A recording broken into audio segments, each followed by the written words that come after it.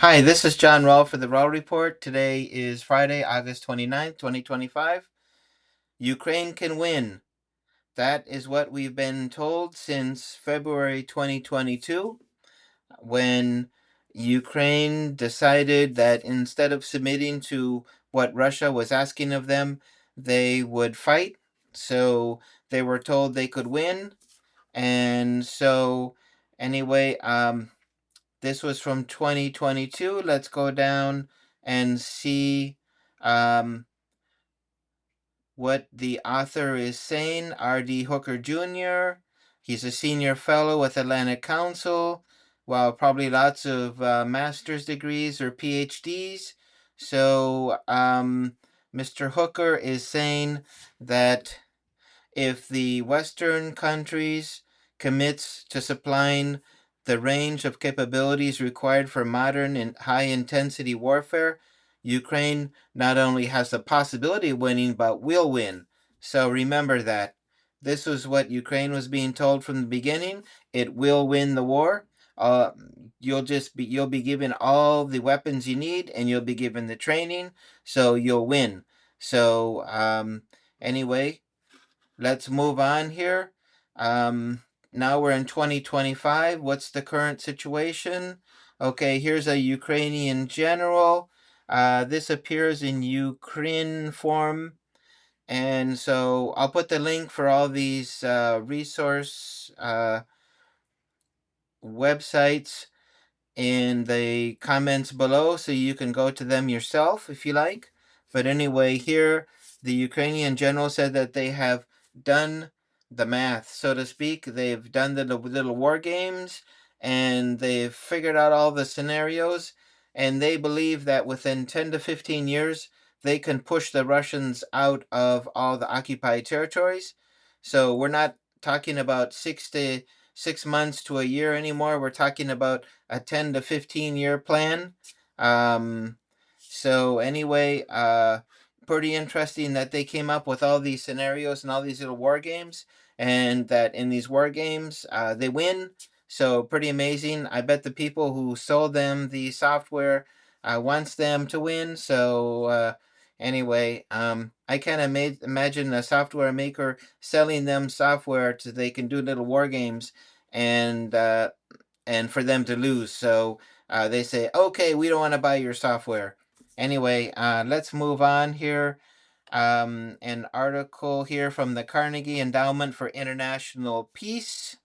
So here in this article, 73% of Ukrainians still believe that they can push Russians out of the occupied territories. Some think in 1 year, some think in 2 years. So, wow, the confidence is flying high still. This was basically 1 year ago in June of 2024. So the confidence was still flying high. Um, and so Anyway, so let's move on to the other side of the coin. First, we saw, all the proposals for Ukraine to win, what they needed to do. They were told if they got all the Western equipment and all the Western high tech stuff and the training, they not only could win, but they would win. We were told about um, the that 1 year ago, 73% of Ukrainians still thought that they could win the war in 1 year or 2 years. So 1 year's gone by. Um, and so I guess we're in the 2 year plan, but a Ukrainian general is looked at, a longer period of time. In 10 to 15 years, they can push the Russians out. So do you think the Ukrainians would still be fighting in 10 to 15 years? Interesting question. Anyway, let's move on to the other side of the coin. Here is Time magazine, and it is saying that Ukraine can't win the war. This is from February 2024, so that is like a year and a half ago. And so, anyway, the point of this article is that the the superiority in shells and artillery is proving decisive in Russian advances and superiority. So in this article from February 2024, which was on the second anniversary of the invasion, Russia was firing 3 shells to every one that Ukraine was firing. So anyway, let's move on here to this article. This is Valery Zaluzhny. This is an article from May of 2025. And so he's stating that in order for for Ukraine to return its country to the 1991 borders, it would require a miracle. So he's saying, Hail Mary, long shot, not going to happen. So anyway, probably that's why he was removed. So anyway, let's look at an important statistic. This is ChatGPT did a little investigating for me and found that 80% of the casualties in Ukraine are coming from artillery. So, artillery is proving decisive in this conflict, something that many other military experts have already been repeating until they've been blue in the face for many years now. So, anyway, again, 80% of the casualties in Ukraine are coming from artillery. That means that artillery superiority is going to be the decisive point in this conflict. Now let's take a look at another study done by Le Monde, which is a French publication. It's Le Monde in English, their YouTube channel. And so they're talking about the changes in fortune for Ukraine. So let's hear about that. Is facing a major setback. In the spring of 2023, the ratio of ammunition fired was only 2 to 1 against the Ukrainians. But that ratio has risen to over 10 to 1 in favor of the Russians since January 2024. So why is Ukraine so short on ammunition? Okay, so that's the point of the YouTube video from Le Monde, and that is that when the conflict first started in 2022, Russia had a 2 to 1 superiority. Now they're saying that it's a 10 to 1 superiority. Okay, so anyway, so things don't look good for Ukraine. In any case, now they're starting to sound the warning bells. You know, like before a tornado comes, you hear the bells ringing and the sirens sounding, and everyone is heading towards safe ground. Well, anyway, here is a kind of a fear generating article from the Atlantic Council from January 2025. Abandoning Ukraine would plunge the entire world into an era of instability. So, anyway, get ready for that because it looks like Russia is winning this conflict. But anyway, um, we still have sources that say that neither Russia nor Ukraine are winning. It's a stalemate.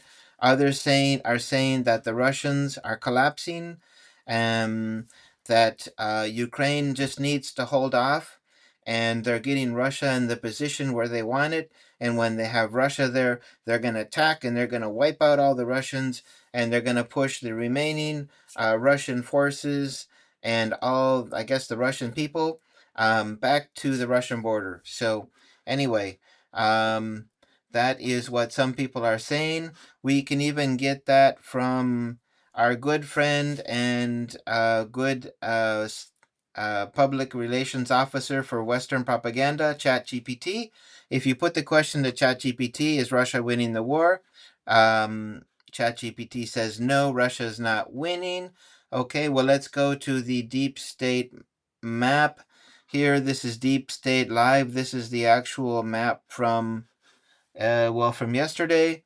So anyway, if you look here in the center bottom, you can see the city of Mariupol. That's where Russia and Ukraine were fighting back in 2022.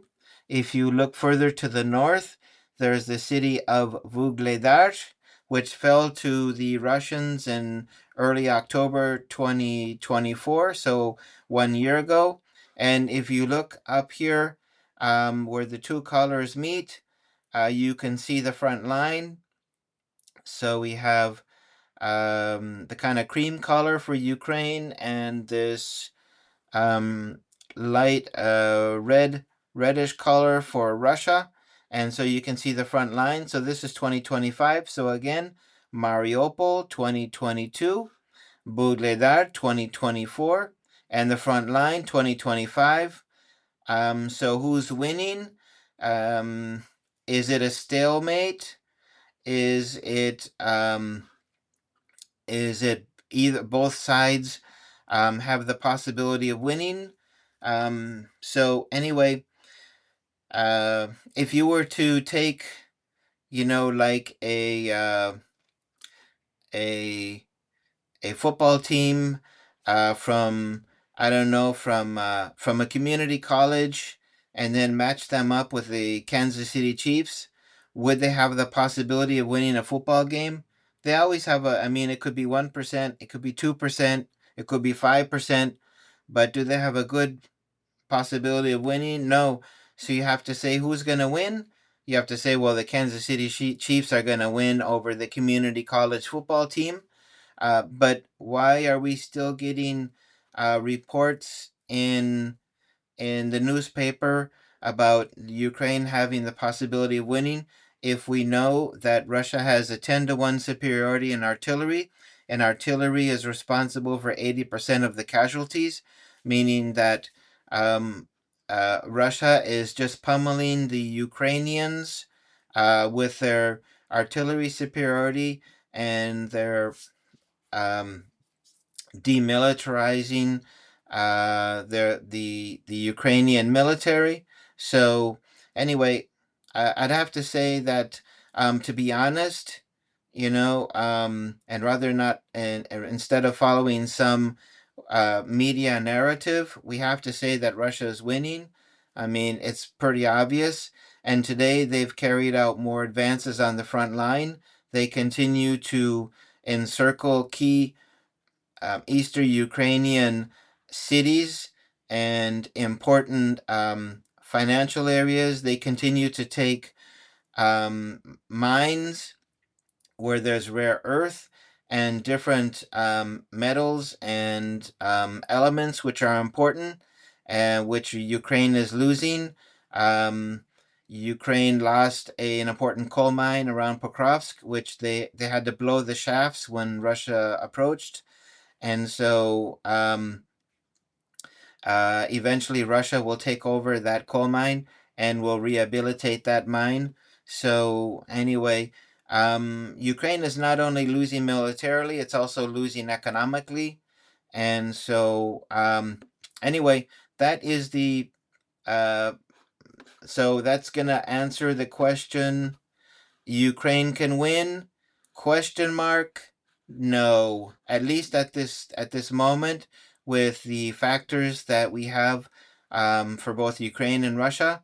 So I'm sorry to say that I'm giving a probably not a media happy reply, but it's the truth. If you take a look at the front line, if you take a look at the importance of artillery, if you look at all the other factors, Ukraine could excel in the drones, but drones don't replace either soldiers or artillery. So anyway, um, I will conclude my video here. Thank you for joining me. You're welcome to take a look at the resources that I list below in the comments and do your own investigation. I look forward to uh, eh, new subscribers. So you're welcome to subscribe. That'll help my channel. That also supports independent journalism. So anyway, if you think the media narratives and the media storyline isn't giving you the right information, you should support independent journalism. So I'd appreciate your support. Thank you, and have a good day. Take care.